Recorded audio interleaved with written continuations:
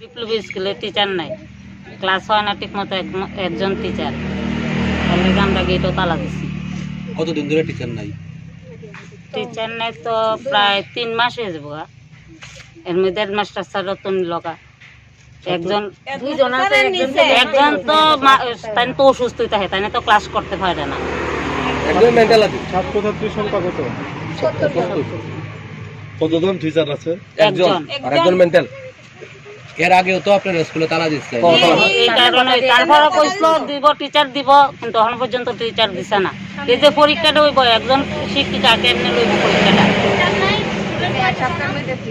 এখন আপনারা কি চাইতেছেন? আমরা শিক্ষক লাগে, শিক্ষক লাগে প্লাস আগের মাস্টার লাগে।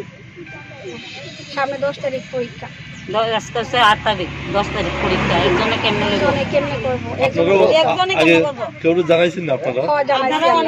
আমরা 2 মাস আগে জানাইছি। 1 সপ্তাহের ভিতরে দিব। এই জায়গায় আজকে 2 মাস। আমরা আজকে একটা কিছু না করলে আমরা সপ্তাহ টাইম দিছিল। আজকে আমরা তালা খুলতাম আমরা না। শিক্ষক লাগে, তালা দিছি। আমরা ছেলে মেয়ে মাস্টার করতে লাগবে।